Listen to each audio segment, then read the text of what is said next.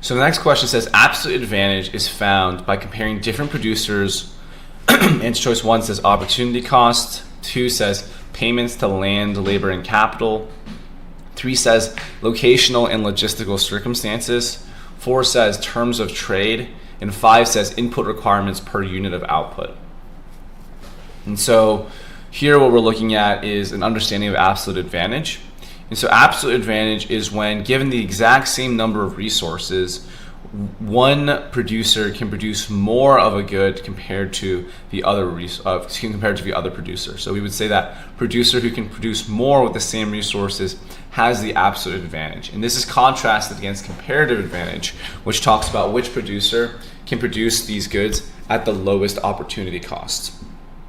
So let's compare that to the answer choices we have.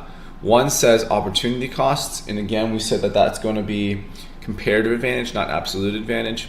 2 says the different producers' payments to land, labor, and capital, and this seems to be like suggesting how much they purchase in resources, but that's not really the basis for absolute advantage, so we're not going to pick that answer choice.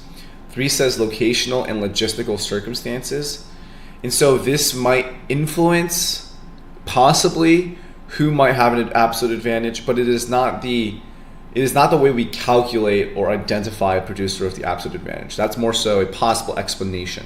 And so the actual way we find the person with the absolute advantage is to look at their ability to produce units of goods given a set amount of resources. So 3 is going to be incorrect. 4 is terms of trade. And again, absolute advantage doesn't really have to do anything with trade. If there was going to be a type of advantage that was going to have something to do with trade, it would definitely be comparative advantage, because comparative advantage is the basis for specialization. But 4, it would be incorrect in this circumstance. And finally 5, input requirements per unit of output. And it seems like a much better answer choice, right? It's basically saying for every unit of output, how much input do you need? And the person who needs the least amount of input per unit of output would have the absolute advantage, because if we set their inputs equal to each other, then the person with the lower input requirements will be able to produce more. So this would be a way of calculating absolute advantage or finding absolute advantage. So 5 is going to be correct. And let's compare this to a previous tutor's answer.